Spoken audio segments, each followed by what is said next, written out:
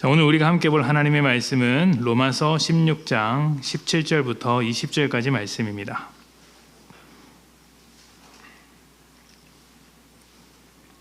로마서 16장 17절부터 20절까지 말씀.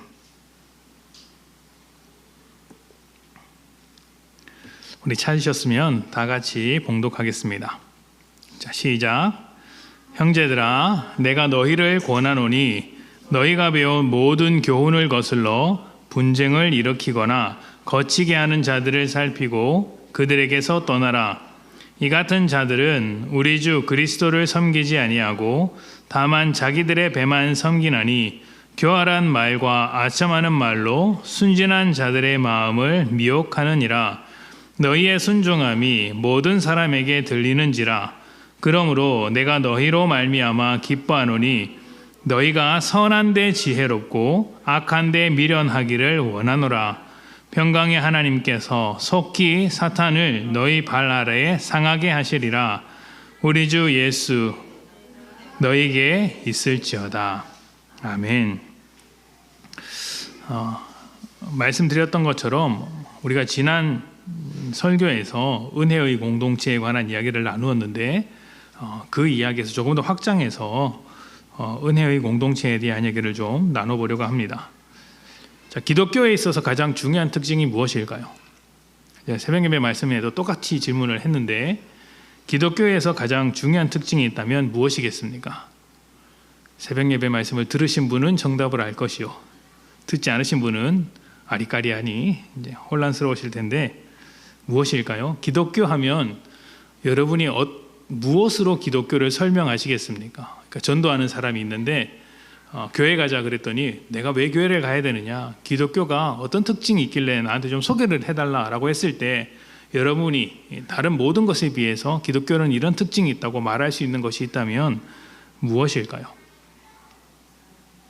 예배를 이제 우리의 특징으로 말할 수 있겠습니까? 우리 예배 정말 즐겁고 이제 밝은 분위기 속에서 잘 드린다.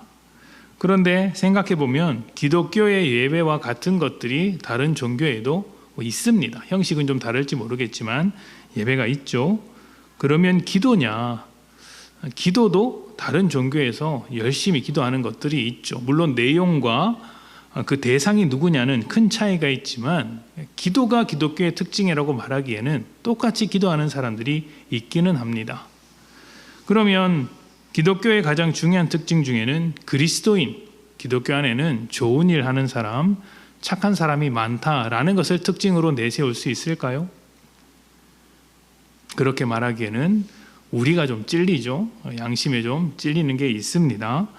다 좋은 사람이면 좋겠지만 기독교는 죄인들을 품는 것이기 때문에 다 좋지 않습니다. 아직 자라가는 사람도 있고 연약하고 부족한 사람도 참 많죠. 이런 것들은 사실 기독교의 영향을 받은 사람들이 보여주는 행위들입니다. 예배를 왜 드릴까요? 예수를 믿었기 때문에 예배를 드립니다. 먼저 받은 게 있으니까 예배를 드리는 것이죠. 기도는 왜 할 수 있을까요? 하나님과의 관계가 만들어졌기 때문에 우리 아버지 되신 하나님께 기도할 수 있는 것입니다.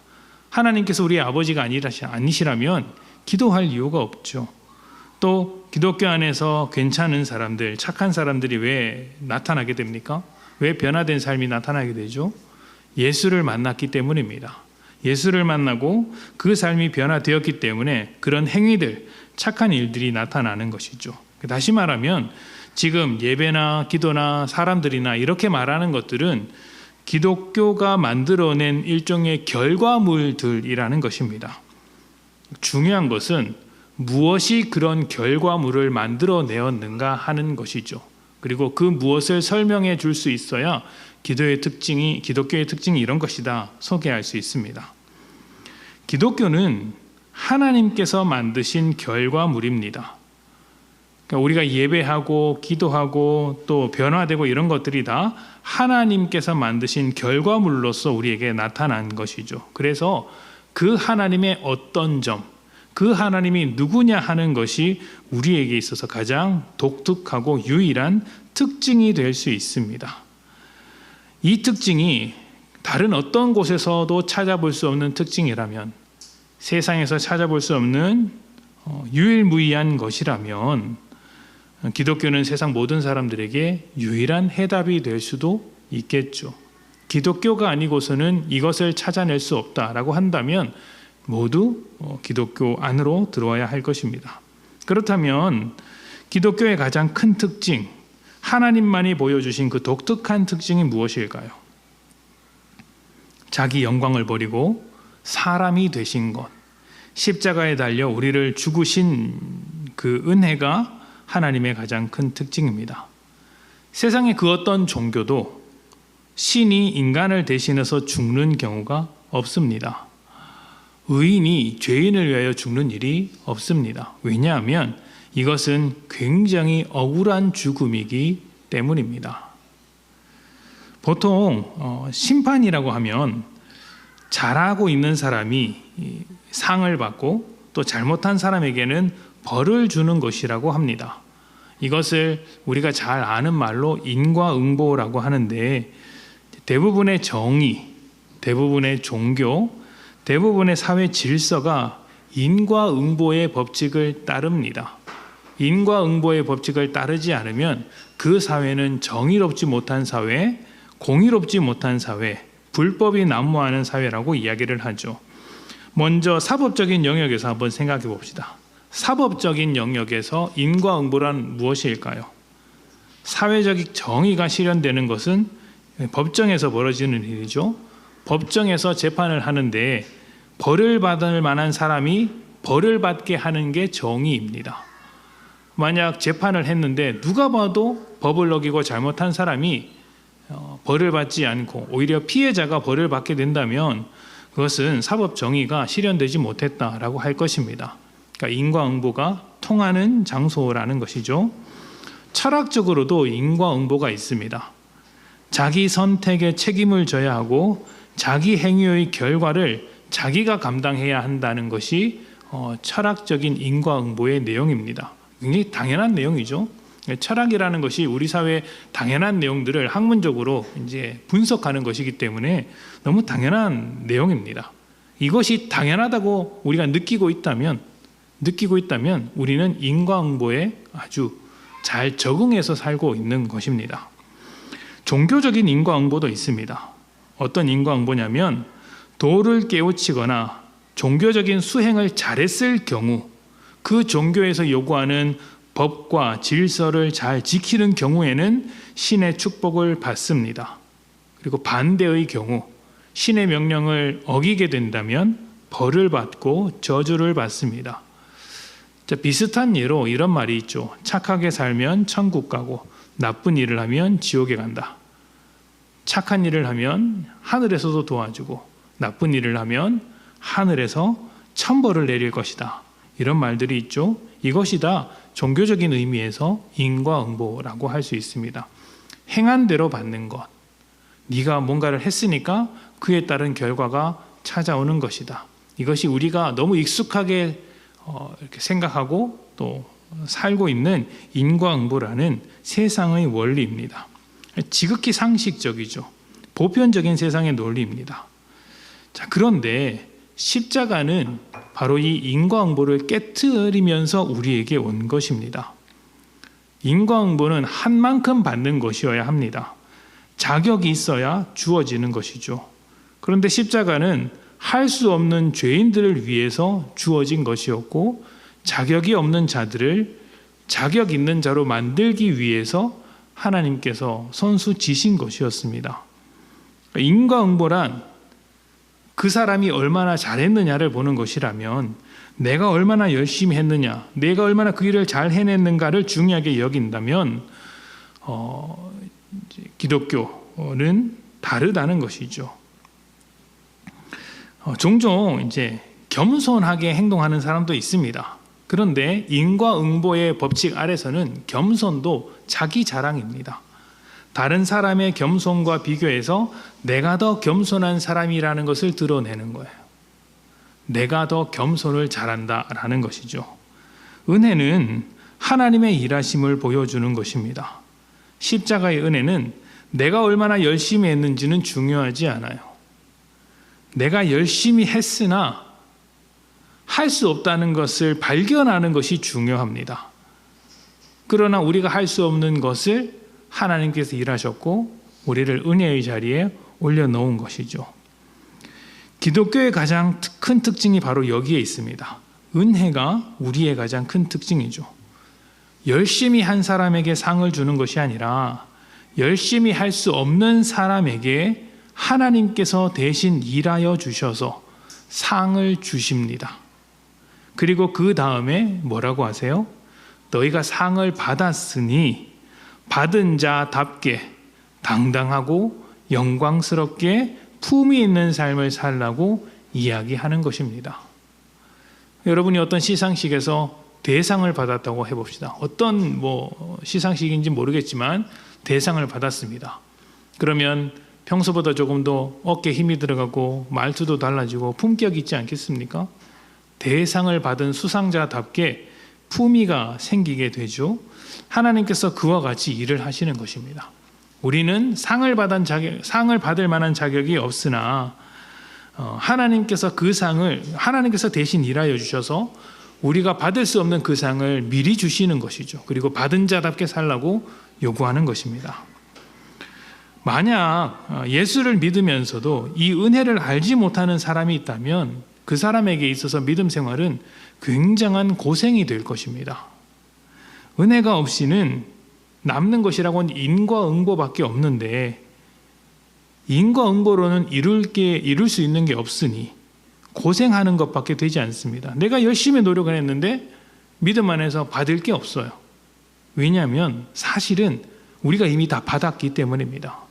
하나님께서 주신 은혜로 우리가 다 이미 누리고 있고 받았기 때문에 열심히 고생해서 얻을 게 없는 것처럼 보이는 것입니다. 그러나 은혜를 깊이 아는 사람일수록 어떻게 될까요? 은혜를 알기 때문에 내가 먼저 받았다는 것을 알기 때문에 보상을 바라지 않는 열심을 냅니다. 보상을 바라지 않는 열심, 보상을 바라지 않는 헌신이죠.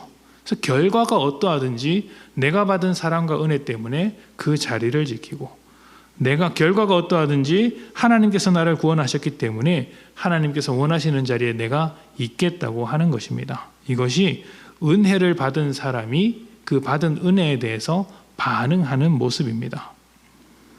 교회는 은혜에 반응하는 사람들이 모여있는 공동체입니다. 은혜를 잃어버린 교회는 인과응보만 남겠죠. 껍데기, 모양은 그대로입니다. 여러분 한 사람 한 사람도 그대로 있을 거예요. 저도 똑같이 그대로 목회를 하겠죠. 그러나 이 교회 안에 은혜가 없어지면 무엇이 자리 잡겠습니까? 인과응보가 자리 잡게 되고 껍데기는 교회인데 내용은 세상과 같아지는 그런 아주 모순적인 현상이 드러나게 될 것입니다. 성경은 이를 두고 외식이라고 이야기를 합니다. 외식. 바리새인에게 외식하지 말라, 너희는 외식하는 자들이라 말씀하셨던 것처럼 겉으로는 하나님의 백성, 하나님의 교회라는 이름을 달고 있는데 그 속으로는 하나님의 마음이 전혀 보이지 않더라. 하나님의 은혜가 없더라. 세상과 똑같이 인과응보로 살아가더라. 그래서 교회가 외식으로 가득한 교회가 될 수 있다는 것이죠. 자, 그렇다면 은혜라는 교회의 정체성을 지키기 위해서 우리는 무엇을 조심해야 할까요? 오늘 말씀이 이 점을 이제 설명하고 있습니다. 자, 초대교회는 복음이 자리 잡는 시기였고 복음이 전파되는 시기였기 때문에 교회마다 아직 복음에 대한 이해가 부족했던 사람들이 있습니다. 초신자들이 좀 많았죠. 그리고 교회를 듣도 보지도 못한 사람들, 이방에서 하나님의 이름조차 들어보지 못한 사람들, 철저하게 이방의 풍습대로 살던 사람들이 교회 안에 들어오는 경우가 많이 있었습니다. 그러다 보니 교회 안에서 얼마나 많은 혼란이 일어났겠어요. 바울이 이런 점을 잘 알고 교회마다 다니면서 복음을 가르치고 또 다른 교회 가서 복음을 가르치고 때로는 편지를 쓰고 했던 것입니다. 예전에 제가 어렸을 때는 그 초등학교 앞에 초등학생을 대상으로 영업하는 사람들이 많이 있었습니다. 병아리를 파는 사람도 있었겠지만 초등학생들이 가지기 좀 어려운 그런 거 있지 않습니까? 여러분 잘 아시는가 모르겠네. MC 스퀘어라고 그런 것도 있었고, 또 이제 뭐 문제지도 있었고, 또 무슨 학습지 같은 걸 이렇게 영업하는 사람들이 있었습니다. 그러니까 이제 말을 아주 기가 막히게 하고 선물도 주죠. 그러면서 아이들이 혹하게 만드는 겁니다. 그러면 아이들이 뭘 하냐면 자기 이름을 써요. 자기 이름을 쓰고 그 홍보지를 가지고 집으로 갑니다. 아이들이 무슨 돈이 있겠어요? 그 영업하는 사람이 뭘 노립니까? 부모님한테 직접 이야기하면 안 받을 게 뻔하니까 학교 앞에서 초등학생을 대상으로 이거 집에 가지고 가서 엄마 앞에 보여드리라. 너 이름 썼으니까 이거 사야 된다. 이렇게 하면서 이제 했던 것이죠. 저도 당했습니다. 가서 이제 어머니께 뒤지게 혼났던 기억이 이제 나네요. 이제 홍보책자나 제품을 집으로 가져가게 해서 이렇게 이제 팔아먹는 것이죠. 초등학생에게 영업했던 이유가 무엇일까요? 세상 물정 모르기 때문에 주면 주는 대로 받아서 집에 갖다 주기 때문에 그렇게 하는 것이죠. 그 틈, 아직 이해가 부족한 틈을 파고드는 것입니다.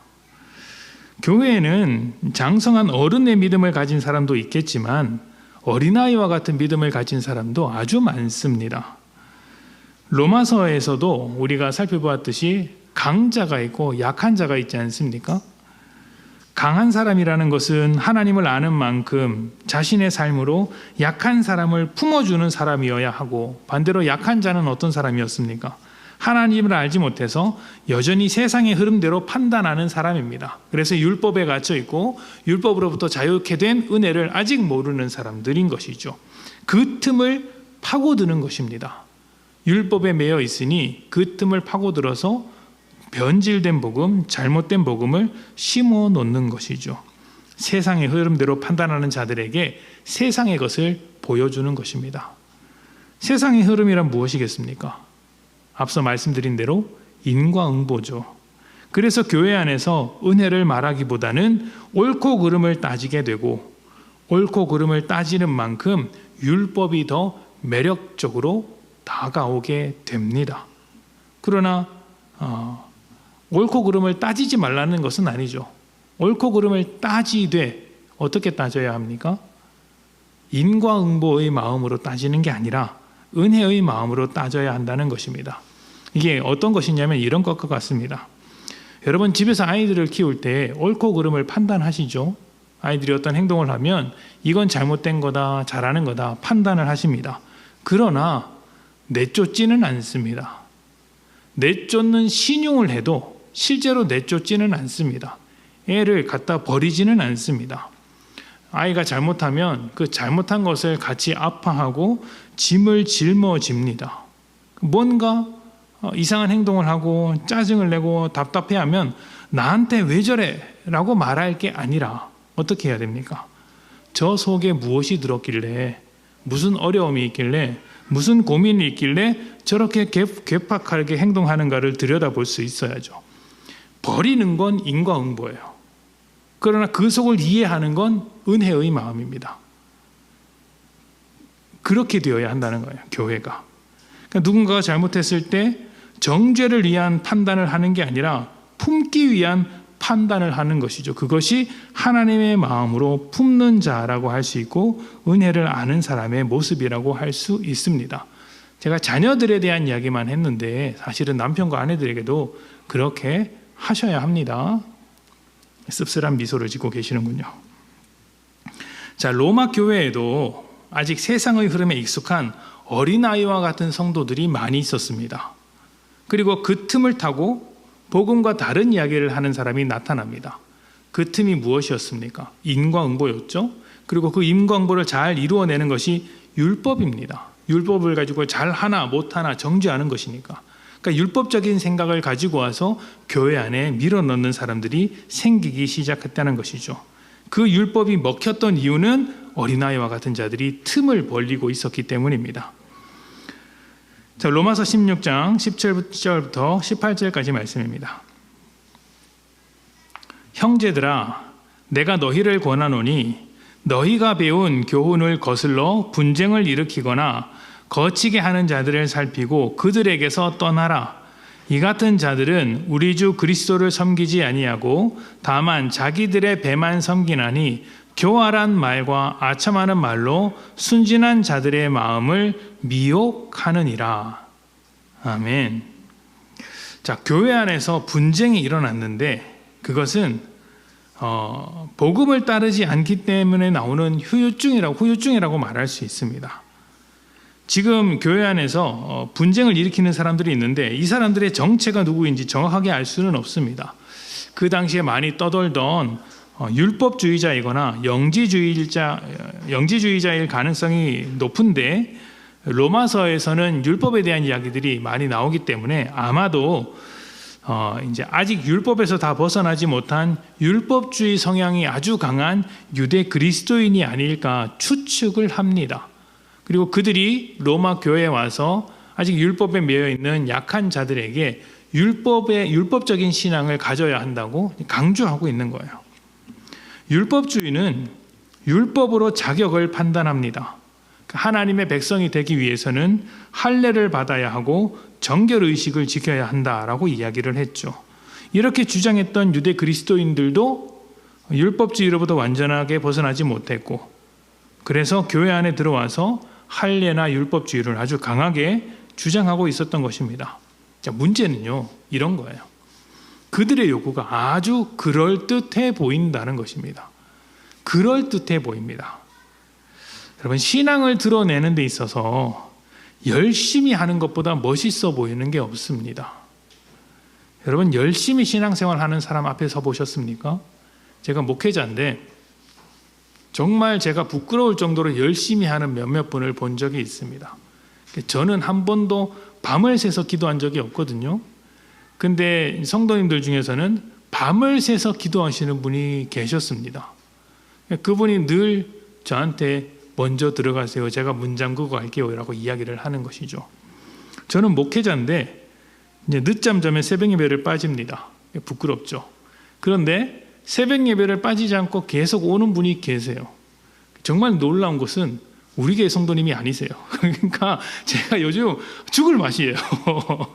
아니, 제가 자리 없는데 그분은 와서 기도를 하고 계시는 거죠. 그러니까 아침에 눈을 떴는데 조금 늦었다는 생각이 들면 정말 그때는 하나님께서 어이그 하는 느낌이 좀 듭니다.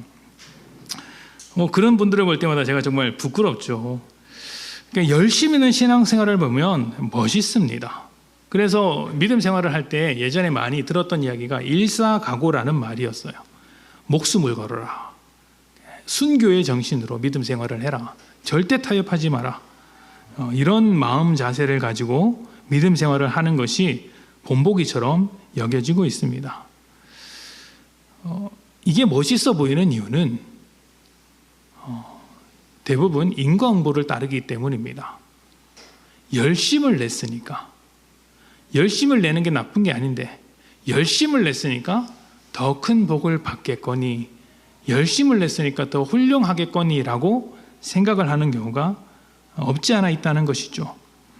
그런데 우리가 목숨을 걸어야 하는 것, 타협할 수 없는 것은 열심에 있는 것이 아니라 은혜에 있습니다. 은혜를 타협하지 말아야 하죠. 은혜는 우리의 열심이 아니라 하나님의 열심을 드러내는 것입니다. 우리의 열심을 드러내는 게 아니라 하나님의 열심을 드러내는 것. 교회 공동체도 하나님의 열심으로 만들어진 공동체가 아닙니까? 그래서 여기는 나의 열심을 드러내는 것이 아니라 하나님의 열심이 드러나는 공동체여야 한다는 것이죠. 하나님의 열심으로 사는 사람들은 열심을 내지 못하는 사람들을 두고 정죄하지 않습니다. 오히려 그들을 품습니다. 열심을 내지 못하는 사람들을 열심히 품습니다. 열심히 신앙생활을 하지 못하는 사람들을 열심히 섬깁니다. 열심히 하지 못해서 생기는 그 빈자리를 열심히 채워나갑니다. 열심히 사랑합니다.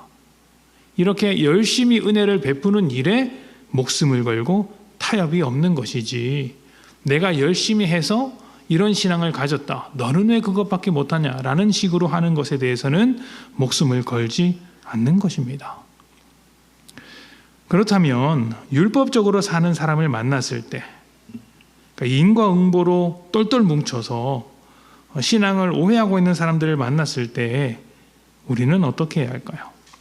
그런 사람을 만나게 되면, 교회 안에 그런 사람이 들어오게 되면 교회는 다양한 것으로 이렇게 분열하게 됩니다. 오늘 로마서 교회에서 본 것처럼 율법을 가지고 들어오면, 은혜가 아니라 율법을 가지고 들어오면 나는 율법을 잘 지키고 있는데 너는 왜 율법을 지키지 않느냐라는 논쟁이 생기게 되고, 그 논쟁으로부터 분열과 다툼과 정죄가 일어나게 됩니다. 그렇게 해서 교회를 분열시키는 사람이 있을 때 은혜를 가진 사람들, 교회로서 은혜를 알고 있는 사람들은 어떻게 해야 할까요? 그 사람들을 교회에서 나가게 해야 할까요? 나가게 하면 그건 역시 정죄하는 것입니다. 아니, 지난 수요일 날 목사님이 은혜의 공동체라고 해서 교회는 은혜로 해야 하는데 당신은 왜 율법을 따져? 율법을 따지는 당신이여 나가라 라고 하면 그게 더 이상한 겁니다. 은혜를 말하면서 은혜를 율법처럼 사용하고 있는 거 아닙니까?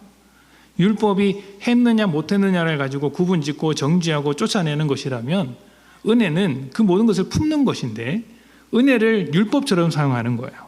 이상한 것이죠. 여기서 이제 품어야 하는 은혜를 받은 사람들의 마음이 나오는데 17절에 기가 막힌 말이 하나 나옵니다. 뭐라고 하냐면 17절 말미에 그들에게서 떠나라 라고 이야기합니다. 그들을 쫓아내라가 아니고 그들에게서 떠나라 이렇게 이야기를 합니다. 여기서 떠나라는 것은 완전히 갈라서라, 다른 교회에 옮겨라 이런 말이 아니라 얼굴 보지 말고 살아라 이런 말이 아닙니다.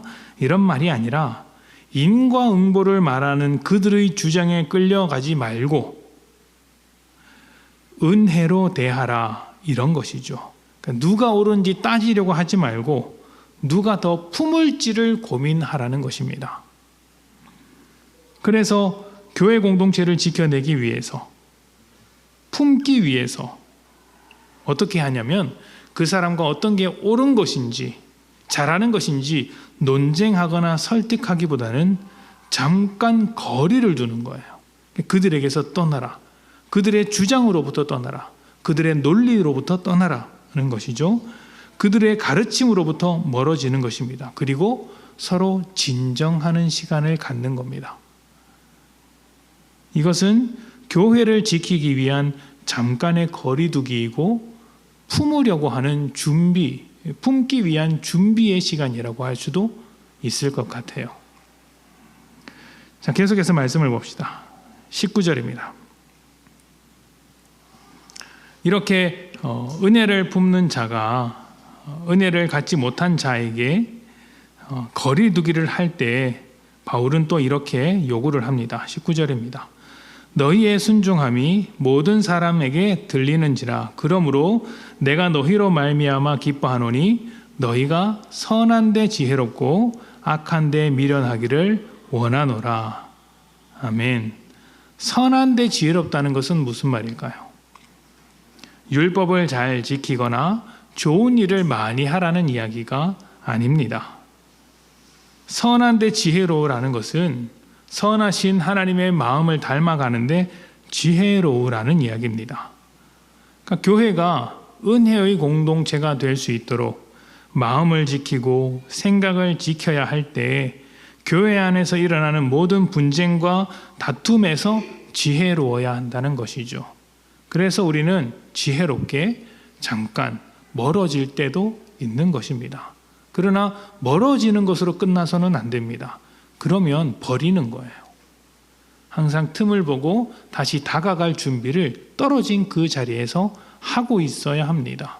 이게 교회 공동체를 지키는 은혜를 가진 사람들의 마음이죠. 악한 데 미련하라는 것은 무슨 말이겠습니까? 교회를 세상과 같은 공동체로 만들지 말라는 것입니다. 율법으로 인과응보로 교회를 만들어가는 사람이 있을 텐데 거기에 끌려들지 마라. 거기에 미련해라. 거기에 더디게 행동해라.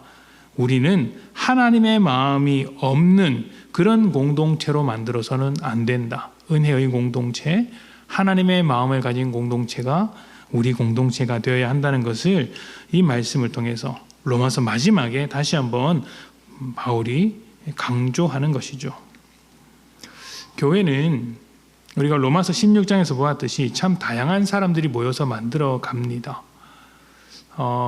우리 교회도 정말 다양한 사람들이 있죠. 적은 공동체, 작은 공동체이지만 그렇다고 사람들의 면면이 다 획일화되어 있지 않습니다. 서로 다르고 다른 배경이고 다른 성격이고 다른 신앙에 다른 열심을 가지고 있습니다. 그러다 보니 언제든지 틈이 벌어질 수 있어요. 서로 주방에서 밥을 하는데도 틈이 벌어질 수 있고, 주일학교 사역을 하는데도 틈이 벌어질 수 있고, 이렇게 예배를 앉아 있는데도 틈이 벌어질 수 있어요. 다른 교회에서는, 우리 교회가 아니고 다른 교회에서는 예배 시간에 이제 기도를 하지 않습니까? 기도하는 사람마다 습관이 달라요. 어떤 사람은 이렇게 이제 읊조리듯이 기도하는 사람이 있고, 어떤 사람은 두 손 들고 기도하는 사람이 있죠. 근데 어떤 사람은 몸을 흔들면서 기도하는 사람이 있습니다. 근데 의자가 별로 안 좋으면 몸을 흔들 때마다 어떻게 돼요? 삐걱삐걱 소리가 나지 않습니까? 그 삐걱삐걱 소리가 나는 게 듣기 싫어서 교회 박차고 나온 사람도 있다고 제가 알고 있습니다. 어이가 없죠? 근데 그게 실제로 일어나는 일입니다. 이유야 많습니다. 아니, 내가 기도하는데 저 소리 자기는 못 듣나, 나를 이렇게 방해하네, 이렇게 할 수 있지만 그 역시 품지 못하는 마음이에요. 제가 그 이야기 듣고 무슨 생각이 들었냐면, 그 의자가 그렇게 불편하면 헌금을 해서 의자를 바꾸지, 교회를 나갈 생각을 하나, 그런 생각을 했습니다. 물론 저도 헌금을 하지는 않았습니다. 그러니까 연약한 자들이 항상 모여 있는 공동체이기 때문에 틈이 굉장히 다양한 곳에서 벌어질 수 있어요. 상상도 못한 곳에서 벌어질 수 있습니다. 그렇게 틈이 벌어질 때 은혜를 아는 사람들이 그 틈을 메우는 것입니다. 연약한 자들을 품는 것으로, 은혜를 드러내는 것으로, 주님의 사랑이 여기 있다고 보여주는 것으로서 은혜 없는 자리에 벌어진 틈을 메꿔가는 것이죠. 하나님의 마음을 따라 열심히 품되 아직 마음이 어려서 품지 못하는 사람들, 정죄하고 있는 사람들을 품는 마음으로 기다려줄 수 있어야 하는 것입니다. 지혜롭게 기다려야죠. 저는 우리 교회가 은혜를 아는 공동체가 되었으면 좋겠습니다. 일은 잘 못해도 괜찮고 또 열심히 좀 부족할 수도 있겠죠.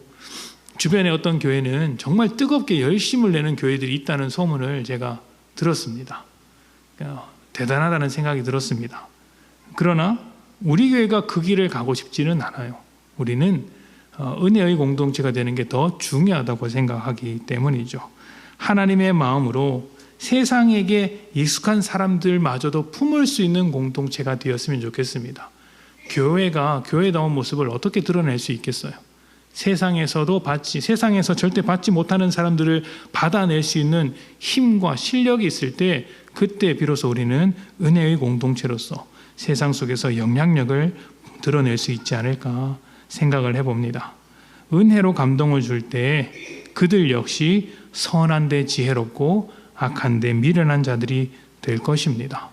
우리가 은혜의 공동체라는 것을 한 번 더 기억하면서 아직 은혜를 이해하지 못한 자들을 품는 복된 여러분 되시기를 축복합니다.